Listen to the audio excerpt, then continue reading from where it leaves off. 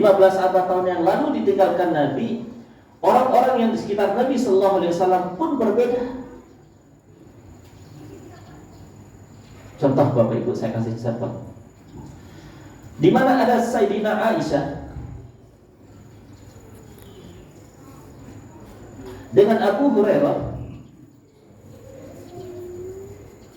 berbeda pandangan, dan kedua hadis ini diriwayatkan Imam Al-Bukhari.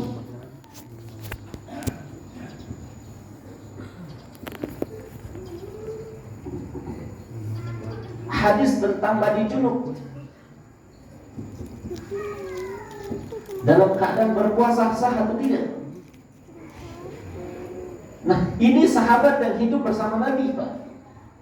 Terjadi silang pendapat, apalagi kita yang kemudian lahir dan hidup di masa 15 abad setelah Nabi.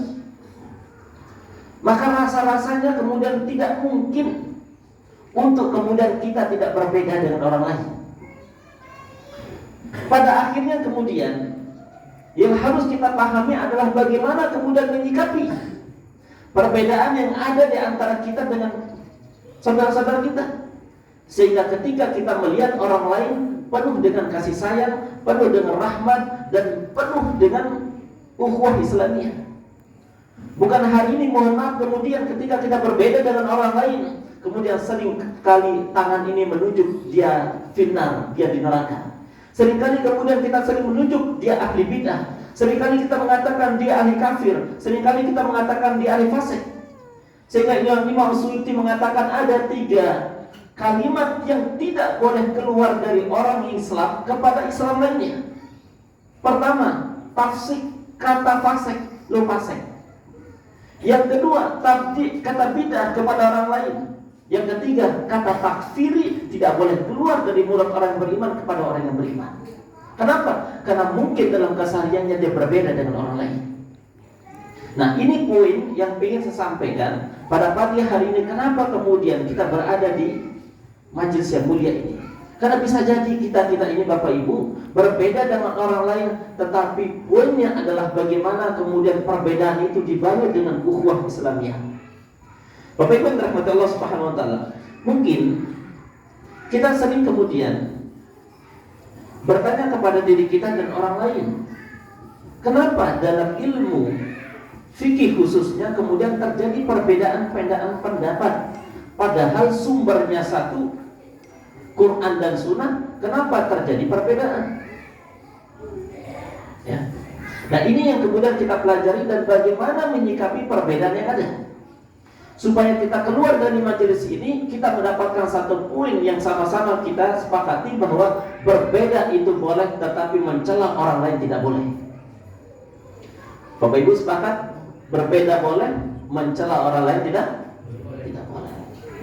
Bapak Ibu dirahmati Allah Subhanahu wa taala, saya ingin memberikan satu gambaran dulu Bapak Ibu.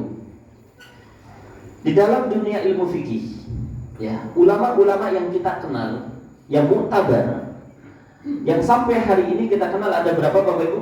4. Ada 4, coba sebutkan.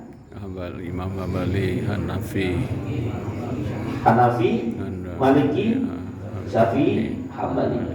Izin Bapak Ibu, saya tuliskan ya biografi para ulama kita ini supaya kita tahu ya, ulama kita ini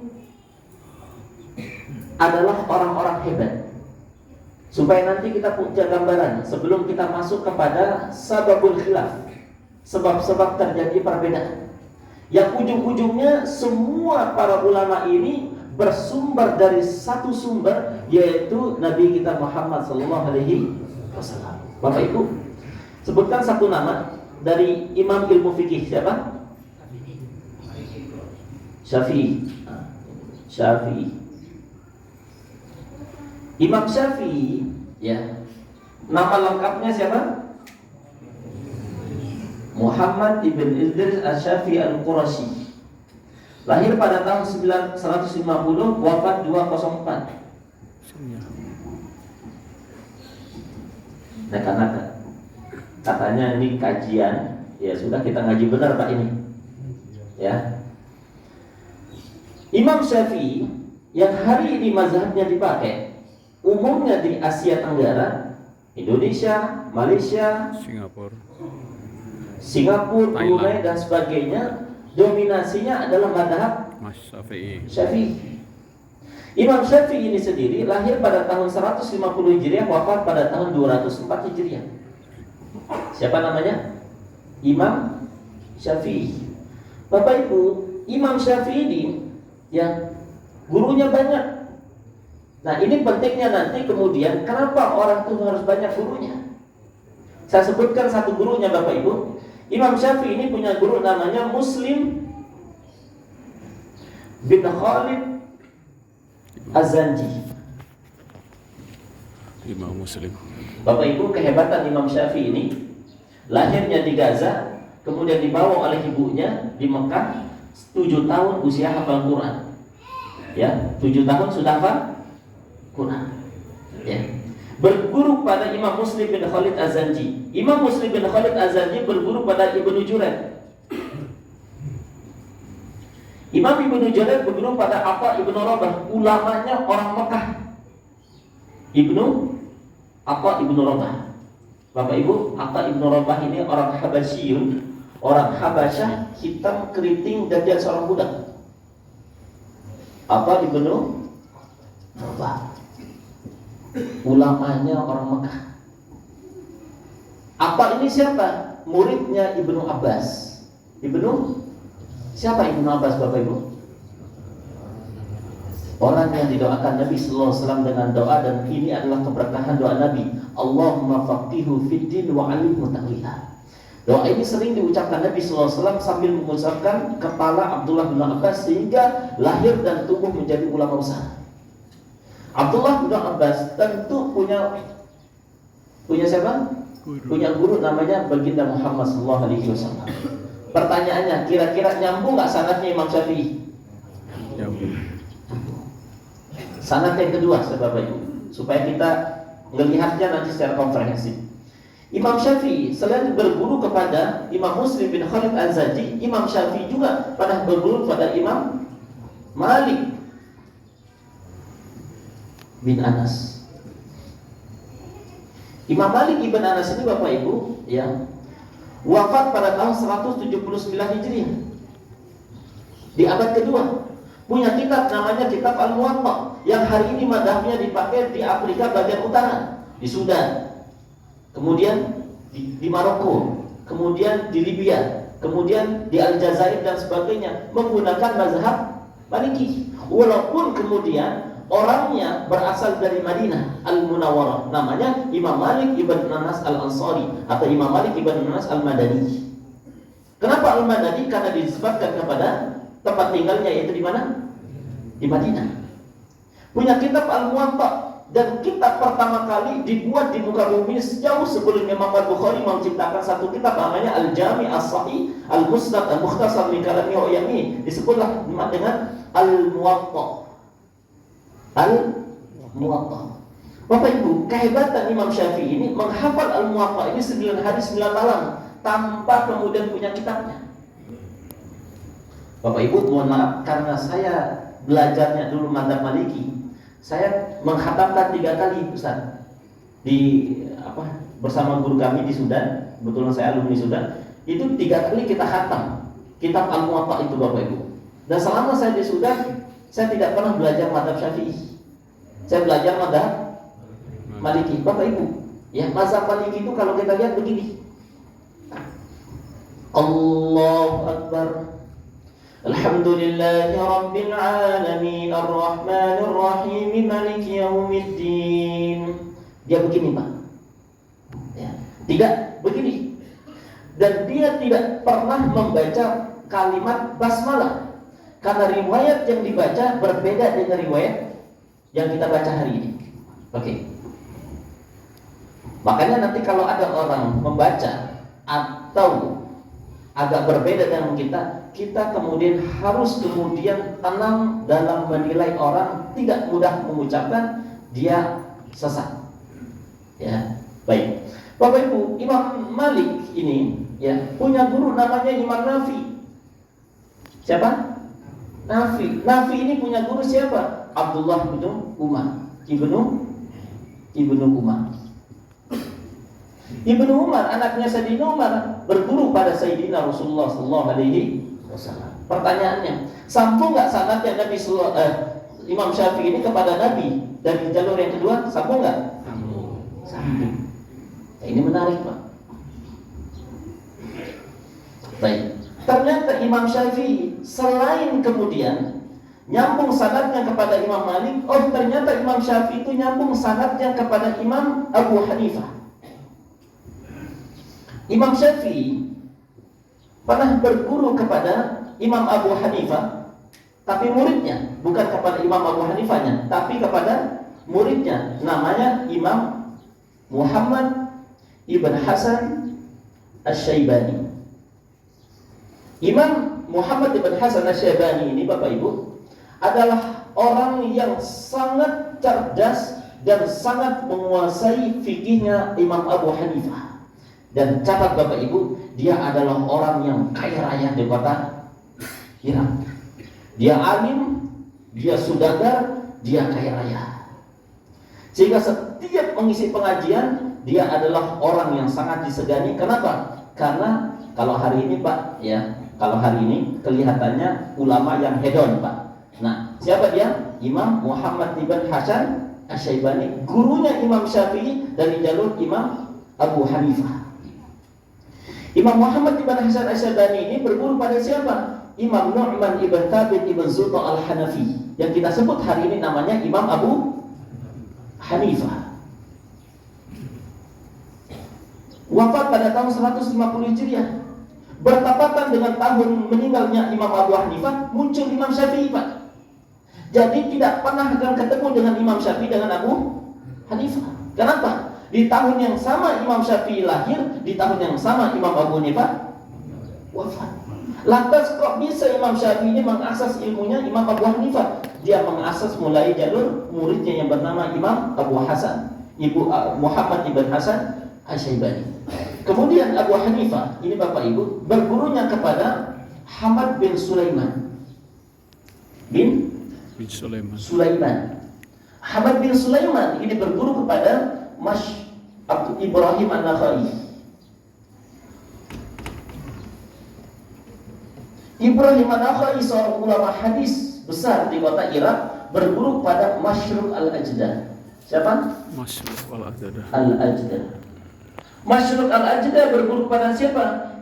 Pada sahabat namanya Ibnu Mas'ud.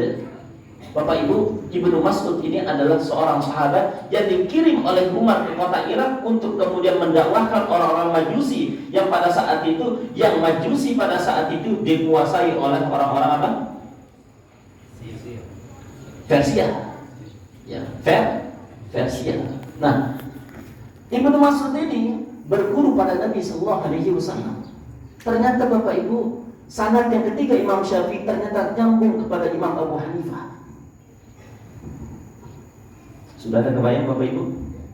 Kebayang pusingnya ya? Nanti ada UTS-nya Bapak Ibu. Sebelum pulang ini nanti saya tanya, baru boleh pulang satu-satu, Pak. Nama-nama ini gitu ya. Ini baru prolog, Pak, belum masuk ke materi. Saya dikasih tadi jam berapa, Pak? 6.45. Ya, oke. Ya. Jalur yang keempat, saya sebutkan jalur yang keempat. Jalur yang keempat, Imam Syafi'i ya, pernah berguru kepada sahabatnya Imam Malik ibn Anas, namanya Imam Lais bin Sa'ad al-Misri. Bin Sa'ad al-Misri. Ini Imam Syafi'i berguru ketika berada di kota Mesir dan wafat di kota Iskandaria. Makanya hari ini kita bisa menziarahi makamnya Imam Syafi'i di mana? Di Mesir, Pak. Walaupun lahirnya di Gaza, tapi aslinya orang Mekah, tetapi wafatnya di mana? Di Mesir, Pak. Imam Lais bin Sa'ad al-Misri ini siapa? Murid daripada Imam Syihabuddin Az-Zuhri. Az-Zuhri. Imam Syahabuddin Az-Zuhri ini ulama besar dan sekaligus gurunya Imam Malik ibn Anas. Imam Az-Zuhri berguru pada siapa?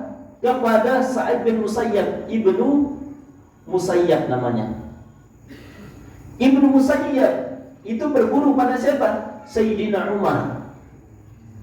Jadi Sayyidina Umar itu memiliki murid yang hebat namanya Sa'id bin Musayyab. Sa'id bin Musayyab ini nanti dinikahi oleh Sayyidina Umar dengan putrinya Abu Hurairah. Nah, maka Sayyidina Umar ingin langsung berguru pada baginda Muhammad sallallahu alaihi wasallam. Oh, ternyata kalau kita lihat silsilah daripada Imam Syafi'i ini ternyata nyambung sanadnya kepada 4 madhab. Bapak Ibu, jangan lupa bahwa ada madhab yang kemudian setelah Imam Syafi'i. Siapa itu? Imam Ahmad bin Hanbal. Ahmad bin Hanbal. Atau yang kita sebut dengan Imam Hambali. Yang hari ini madhabnya dipakai di mana? Di Arab Teluk atau Teluk Arab, seperti di Arab Saudi dan lain-lain. Maka kalau kemudian teman-teman yang keluar dari Arab Saudi dia membawa fikih dari sana, maka ketika dia datang ke Indonesia pasti dan pasti akan berbeda. Sebagaimana orang-orang yang keluaran Maghribi keluar dari pesantren sana, keluar dari universitas sana, datang ke Indonesia pasti fikihnya akan berbeda. Sebagaimana teman-teman yang keluaran dari India, dari Pakistan, Bangladesh, pasti fikihnya berbeda ketika dibawa ke Indonesia, karena mereka menganut madhab Hanafi. Bapak Ibu, madhab Hanafi ini dipakai di hari ini di mana? Asia bagian selatan, India, Bangladesh, Pakistan, sampai wilayah Rusia dan sebagainya, menggunakan madhab Hanafi.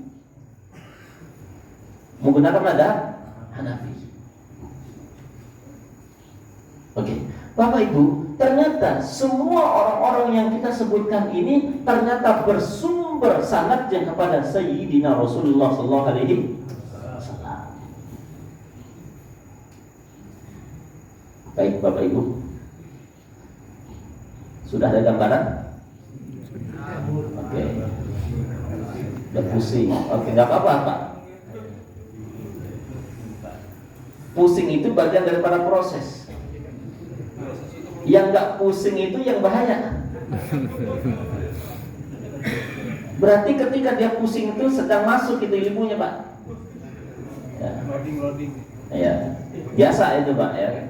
Oke. Ini gambaran para ulama terdahulu belajar pada Nabi, belajar para ulama-ulama sebelumnya sehingga sanadnya sampai pada Nabi Muhammad sallallahu alaihi wasallam. Nah, pertanyaannya sekarang, mungkinkah para ulama-ulama mazhab ini kemudian berbeda pandangan? Mungkin enggak? Pasti. Sudah pasti. Saya hapus Bapak Ibu. Ya. Ini kalau di kampus ya, kita ngajar di semester 7. Saya melihat di sini sudah lewat semester 7-nya, Pak. Jadi boleh kita belajar. Jadi itu syaratnya. Dulu kami belajar di semester 7, Ustaz. Belajar fikul madahib itu di semester 7. Maka hari ini saya melihat dari ujung ke ujung dari tadi tidak ada orang tua, yang ada anak muda semua. Tidak ada orang tua.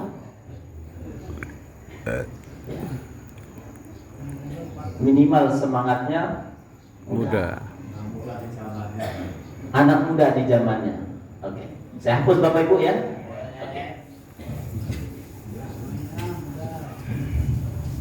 Poin yang kedua, sababul khilaf indal madahibul arba'ah. Kenapa terjadi beda pandangan dalam ilmu fikih?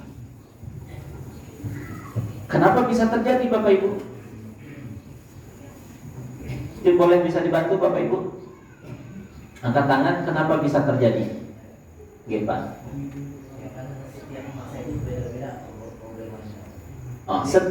Oke. Setiap masa berbeda permasalahannya.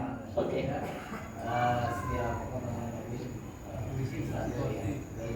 Dia menerjemahkan berdasarkan masanya itu. Ya.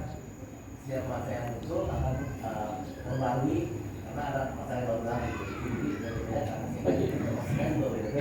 Baik. Jadi intinya adalah setiap masa pasti memiliki masalah masing-masing. Oke. Ada lagi Bapak Ibu? Geografi wilayah ya Pak ya. Oke. Ada lagi Pak? Masalah keilmuan. Oke.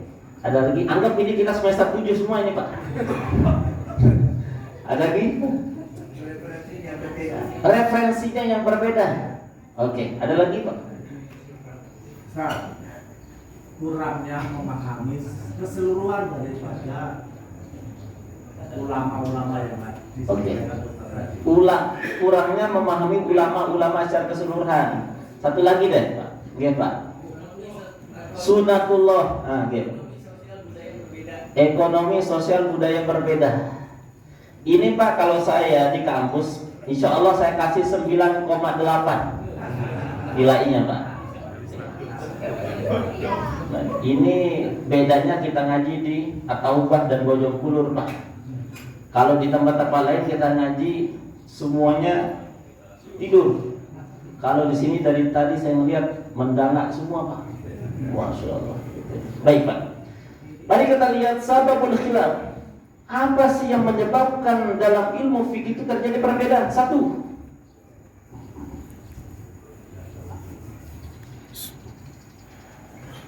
sebab-sebab Beda. khilaf. Khilaf itu artinya perbedaan. Satu, khilaful qiraat. Cara membaca. Perbedaan Qiraat. cara membaca Al-Quran. Faktor pertama yang akan menghasilkan istinbat hukum yang berbeda. Contoh, kita rujuk Quran surah Al-Maidah. Surat apa? Al-Maidah. Al-Maidah ayat yang ke-6. Ini saya ada santri di sini. Saya pengen, alhamdulillah Bapak Ibu ya. Ini santri kami ini hafal Quran.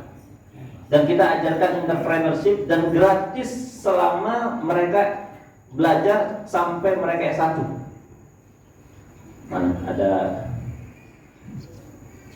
mana santrinya? Hanafi mana Hanafi? Ada Hanafi. Hanafi sini. Ya, agak beda pengajiannya Pak. Ini tanpa kita setting nih Pak. Sebutkan Quran surah Al-Maidah ayat yang ke-6. Bacakan. Ya gak usah lihat apa.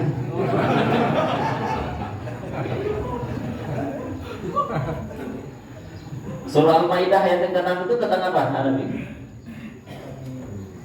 Tentang ayat 7 Pak ya. Oke, coba bacakan. Kalau nggak bisa berarti lagi grogi Pak.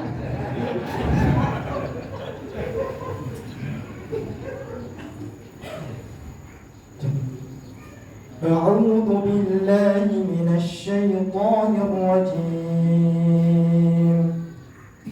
بسم الله الرحمن الرحيم يا أيها الذين آمنوا إذا قمتم إلى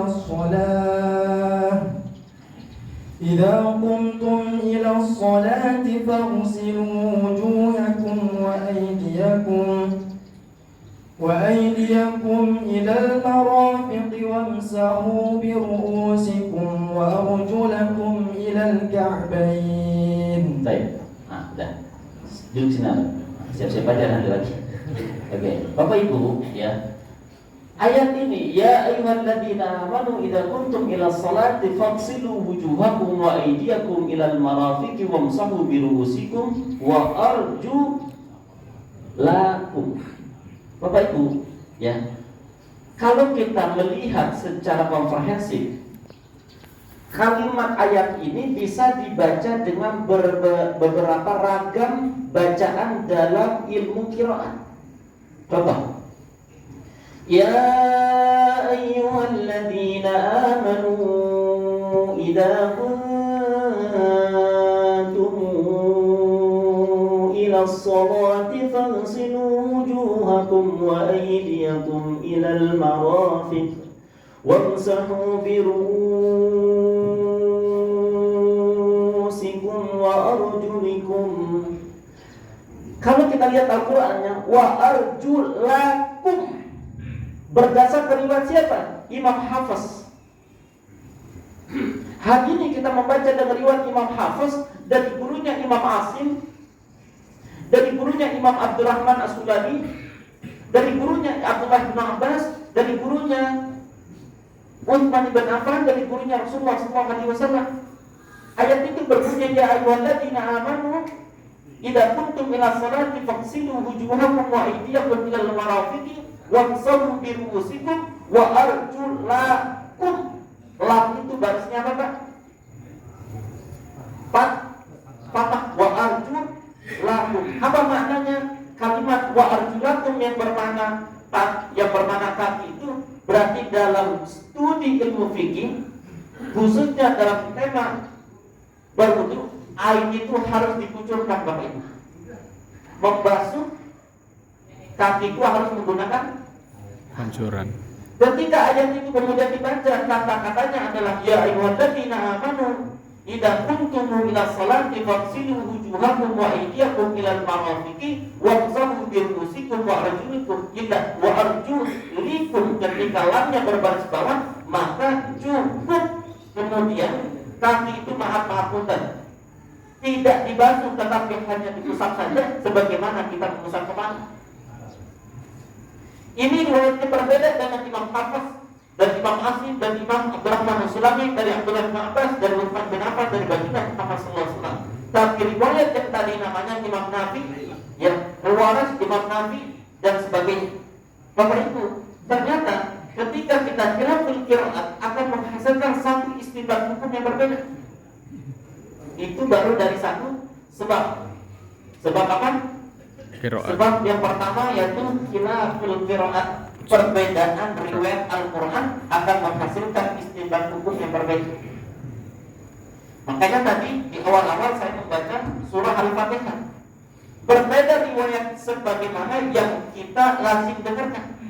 Contoh, ya Bapak Ibu, Alhamdulillahirabbil alamin Ar-Rahmanir Rahim Maliki Yaumiddin. Hafaz.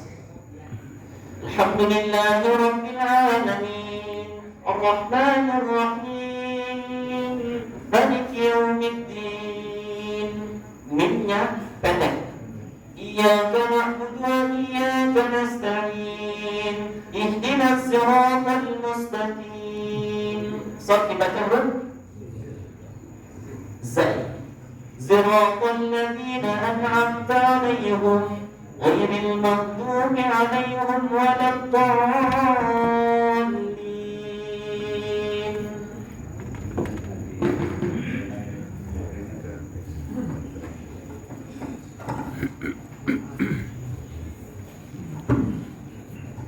Baterainya habis.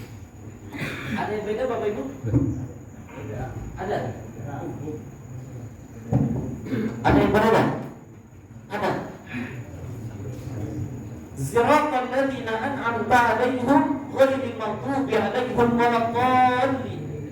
Ini namanya riwayatnya namanya Khalaf dari guru Imam Hamzah bin Habib Az-Zaid Al-Kufi, dari Salih Al-Khawwat, dari Abu Hurairah, dari gurunya baginda Muhammad sallallahu alaihi wasallam.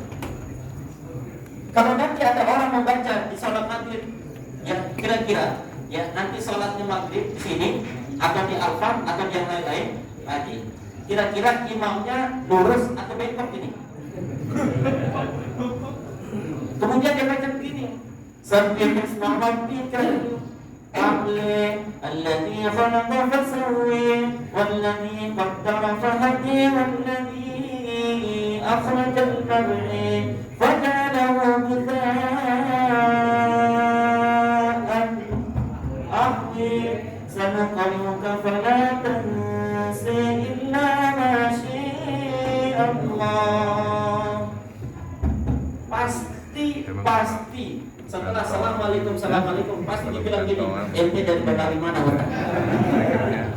Ini pengalaman pribadi Pak. 2013 saya mengisi ya tema tentang qiraat sabah ya perbedaan cara membaca ilmu Al-Quran, maka ini kita adakan 2 hari, ya, Sabtu dan Minggu. Di penghujung, ya, di penghujung kegiatan saya diminta untuk jadi imam sholat maghrib. Kemudian saya baca dengan riwayat karena kita sudah belajar qiraat pada jamaah. Pada saat itu ada jamaah yang tidak ikut, bapak-bapak. Setelah saya baca wadduha wal laili idza sajada waddaka rabbuka wa ma qala wa lana akhiratu khairun laka minal ula. Assalamualaikum. Assalamualaikum. Datang Ustaz, ini orang Betawi mana? Ini namanya riwayat Imam Waras dari dulunya Imam Nafi Al-Madani.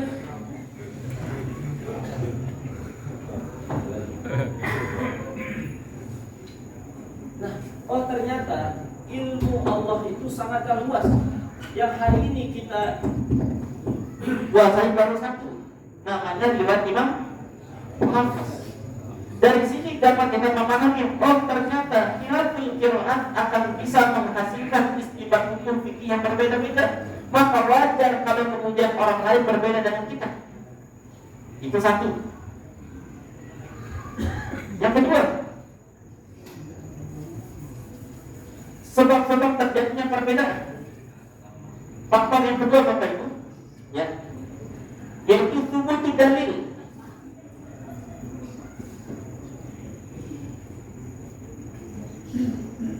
Hilal.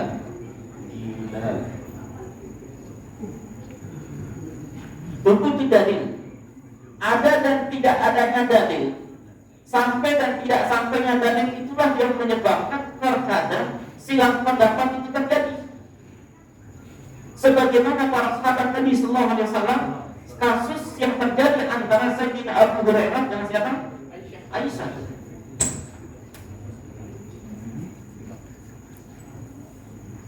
Hadisnya dikerukan sama-sama Imam Bukhari, Pak, tentang orang yang sedang junub di waktu subuh. Kira-kira sah tidak puasanya? Maka Abu Hurairah sampai meninggal dunia mengatakan enggak sah. Dan hadis ini tercatat dalam hadis Imam Al-Bukhari. Maka nanti ini pandangan Imam Abu Hurairah inilah kemudian dianut oleh mazhab Zahiri yang tekstual cara berfikirnya. Lihat sedikit tekstual, tidak perlu penafsiran. Dan itu kemudian dianut oleh orang-orang setelahnya seperti Imam Ibnu Hazm Al-Andalusi, seorang ulama yang lahir di abad ke-9 yang punya kitab namanya Al-Muhalla Ibn Athar, dan itu adalah ulama yang sangat karismatik dari Spanyol. Namanya siapa? Imam Ibnu Hazm. Kalau kemudian dia Quran dan Sunnah langsung tekstual. Nah, ini gaya-gayanya siapa? Imam Ibnu Hazm. Dulu pendirinya namanya Daud Al-Zahiri, maka disebutkan mazhabnya kepada Daud Al-Zahiri, maka namanya adalah mazhab Zahiri, mazhab tekstual. Nah, sudah mulai nguap-nguap ini Bapak Ibu. Oke, saya lanjut. Yang kedua, Sayyidina Aisyah. Sayyidina Aisyah yang mengalami langsung, karena Rasulullah sallallahu alaihi wasallam yudrika subha wa huwa junuban wa yaksatil wa yasumu. Kata Sayyidina Aisyah, saya melihat Nabi sallallahu alaihi wasallam sedang keadaan junub di waktu subuh, azan sudah berkumandang, kemudian Nabi sallallahu alaihi wasallam kemudian mandi, kemudian selesai mandi bergegas untuk melakukan salat dan melanjutkan puasanya sampai maghrib. Dari sini kemudian jumhur ulama mengatakan sahnya puasa orang yang mandi junubnya telat dalam keadaan berpuasa, dan orang yang mimpi basah di siang hari sah hukumnya sebagaimana jumhur bersepakat. Dari sini kemudian kita mengetahui, oh ternyata di antara para sahabat pun itu bisa terjadi. Di antara sahabat bisa terjadi. Sahabat gak main-main Pak. Abu Hurairah, orang yang paling banyak meriwayatkan hadis dari 124.000 sahabat Pak. Dari mana ada keterangan yang kita dapatkan? Dalam kitabnya Imam Ibnu Qayyim Al-Jauziyah. Imam Ibnu Qayyim Al-Jauziyah mengatakan dari 124.000 sahabat, dialah orang yang paling banyak menguasai hadis Nabi sallallahu alaihi wasallam. Namanya Sayyidina Abu Hurairah.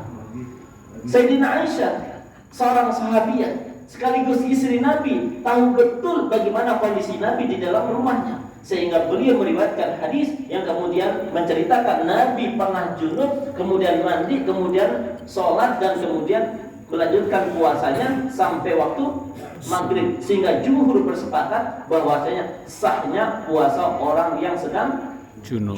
Bapak Ibu. Walaupun hadisnya sama-sama tercatat dalam hadis Imam Bukhari, bisa jadi Abu Hurairah tidak mengetahui hadis yang diceritakan oleh Sayyidina Aisyah, atau sebaliknya. Ini menunjukkan bahwasanya tubutul dalil atau ada mudalil atau tubutul dilalah ini menunjukkan faktor yang kedua.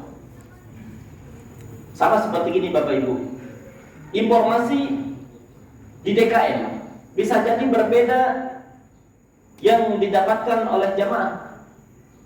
Jamaah pertama dapat informasi, jamaah yang kedua karena telat tidak dapat informasi, sehingga menyampaikan ke orang lain kira-kira sama atau tidak?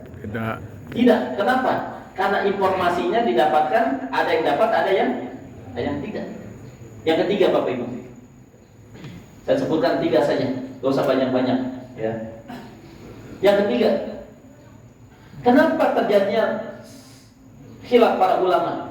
Ya, karena kontradiktif dalil. Dalil yang kontradiktif seolah-olah kelihatannya saling kontradiktif, saling berbenturan, Bapak Ibu. Hadis ini juga sama dikeluarkan oleh satu imam, yaitu Imam Tirmidzi.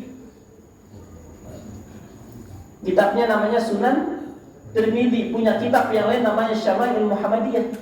Bagaimana mengetahui sifat Nabi dari ujung rambut sampai ujung kaki, akhlak Nabi dari lahir sampai meninggal dunia, baca Syama'il Muhammadiyah. Kitab Syama'il Muhammadiyah karangan Imam Abu Isa At-Tirmidzi, muridnya Imam Muslim muridnya Bukhari muridnya Imam Ahmad bin Hanbal, Imam Ahmad bin Hanbal muridnya Imam Syafi'i muridnya Imam Malik muridnya Imam Nafi muridnya Ibnu Umar muridnya Nabi sallallahu alaihi wasallam.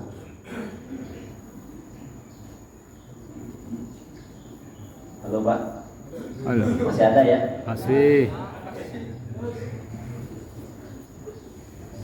Tudutul dilalah. Ada dalil yang seolah-olah nampak kemudian kontradiktif. Ini yang membuat kemudian perbedaan pandangan dalam ilmu fikih itu terjadi. Saya kasih kasus contoh. Dalam hadis Imam Tirmidzi yang dua-duanya diriwayatkan Imam Tirmidzi dan ada juga diriwayatkan Imam Abu Dawud dan Imam Ibnu Majah, bahwasanya zaqa masahadak dakar. Ya, masahadak itu artinya apa? Menyentuh kemaluan. Ya. Maksud zakar itu menyentuh kemaluan itu membatalkan wudu atau tidak? Hah? Membatalkan wudu atau tidak? Ada seorang anak sahabat namanya Tolak ibn Ali datang kepada ayahnya, ya abati, wahai ayahku, sesungguhnya aku memegang kemaluanku. Coba tanyakan kepada Nabi. Ditanyakan ke Nabi sallallahu alaihi wasallam oleh ayahnya. Wa alaihi wudu, apakah wajib mengulangi wudu? Kata Nabi sallallahu alaihi wasallam, wa hiya mudghatun minka. Dan zakar itu adalah bagian anggota tubuhmu. Kata Nabi sallallahu alaihi wasallam, ini menunjukkan kata para ulama, karena dia bagian daripada anggota tubuh sebagaimana anggota tubuh yang lain bisa dipegang, maka tidak perlu mengulangi wudunya. Hadis ini dikeluarkan oleh Imam At-Tirmidzi dari sahabat namanya Tolak ibn Ali. Bapak Ibu, kira-kira nanti maaf punten ya. Maaf, kalau memegang kemaluannya kira-kira batal atau tidak?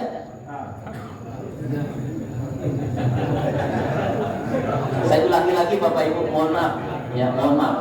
Kalau Bapak Ibu kemudian memegang kemaluan, mohon maaf ya. Kira-kira batal atau tidak? Tidak.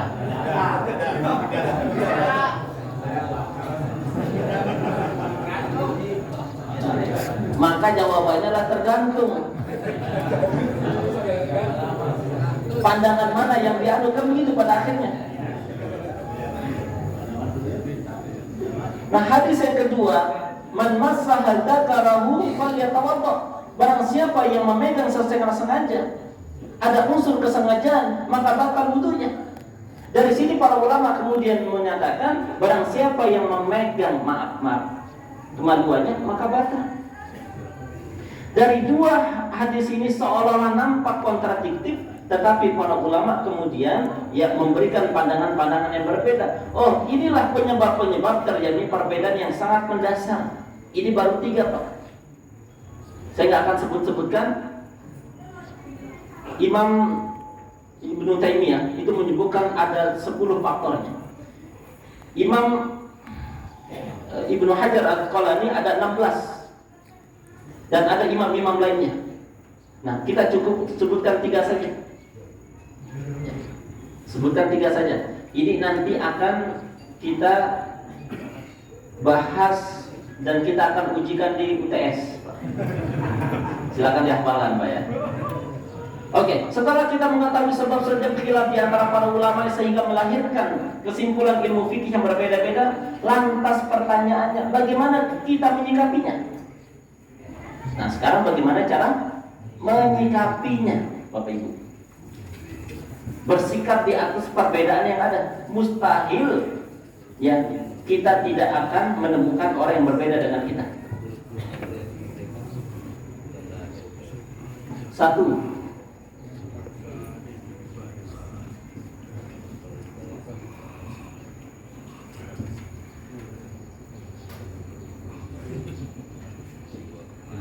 Kita harus memahami wasi'atu ilmullah. Luasnya ilmu Allah Subhanahu wa taala. Ilmu Allah itu tidak bertepi, Bapak Ibu. Sehingga ada orang Arab mengatakan, "Man kana kathura ilmuhu qilla inkaruhu." Barang siapa yang luas ilmunya, maka akan sedikit mencela orang lain. Kenapa? Dalam ilmunya. Itulah sebut dengan Allah warasikhuna fil ilmi yaqulun. Orang yang rasih itu artinya memiliki kedalaman ilmu, yang ilmunya luas, memandangnya dengan dari sudut pandang yang luas, maka akan sedikit sekali mencela orang lain. Bapak Ibu, kenapa kemudian lisan ini mudah kemudian mengucapkan 3 kata? Kafir, fasik, bidah. Kenapa? Karena kurang ilmu. Sebaliknya kata ulama, barang siapa yang ilmunya sedikit, kathura inkaruhu, maka banyak mencela orang lain.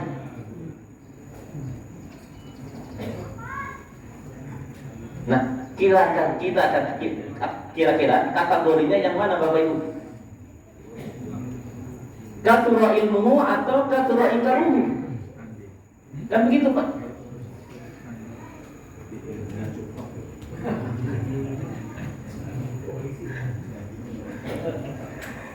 Oke, Pak.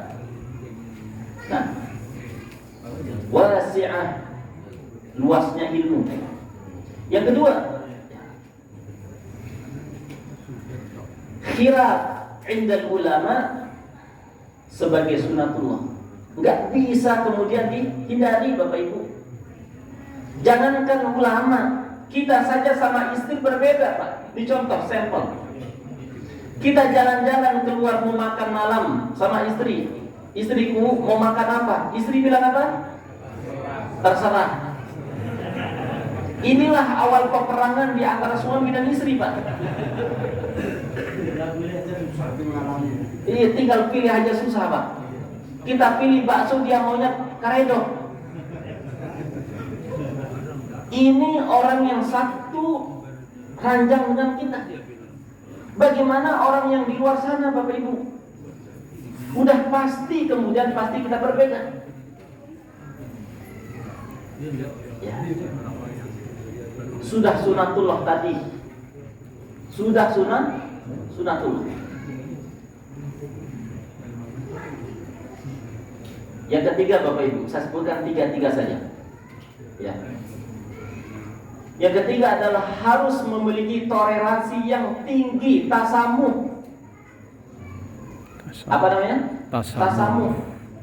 Memiliki toleransi yang tinggi.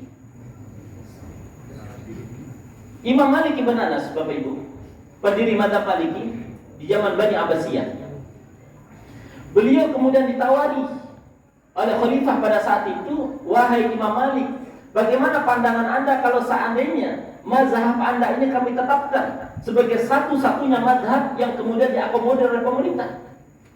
Pada saat itu, maka Imam Malik mengatakan apa? Ya, zahabat sahabah ilal ardi. Sahabat-sahabat Nabi itu sudah pergi kemana-mana seluruh penjuru dunia. Sudah barang pasti, Bapak Ibu, para sahabat itu akan berbeda pandangan dengan sahabat yang lain. Dan itu faktornya banyak. Di antaranya apa?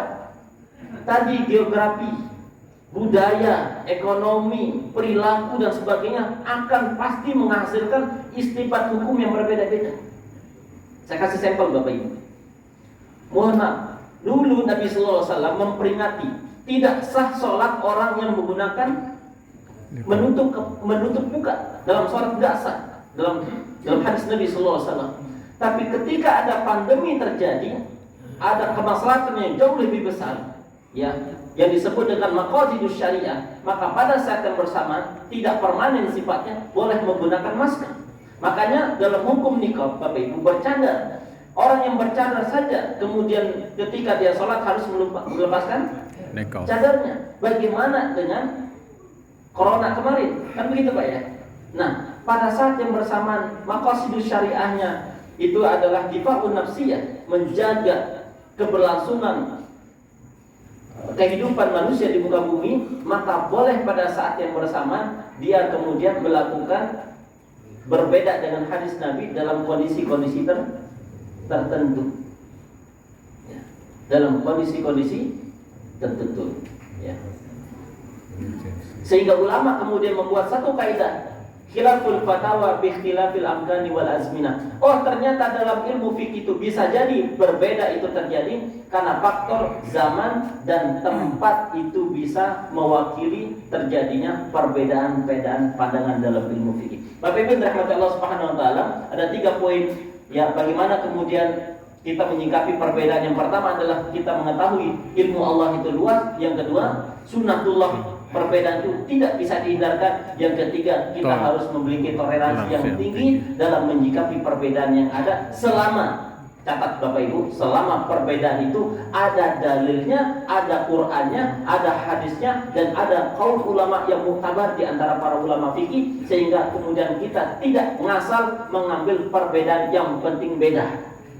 Nah, itu nggak benar. Contoh misalnya, mohon maaf punten Bapak Ibu, hari ini ada orang yang mengaku kemudian bisa berkomunikasi dengan bahasa semut. Nah, ini nggak benar Bapak Ibu.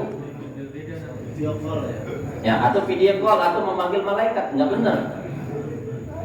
Nah, ini kemudian harus dipahami. Beda boleh, tetapi asal beda itu yang nggak boleh.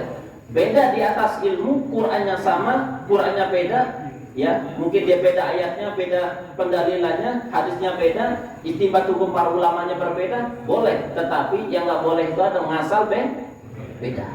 Nah, 3 inilah yang kemudian menjadikan kita hari ini duduk di sini. Mudah-mudahan kita berbeda, ya Bapak Ibu berbeda dengan yang lain. Mudah-mudahan bisa bersikap dengan sikap ya di atas ilmu yang benar, sebagaimana para ulama, bagaimana para sahabat, bagaimana para tabi'in, atba'ut tabi'in dan sebagainya. Hadanallahu hayyakum. Wassalamualaikum warahmatullahi wabarakatuh. Waalaikumsalam warahmatullahi wabarakatuh.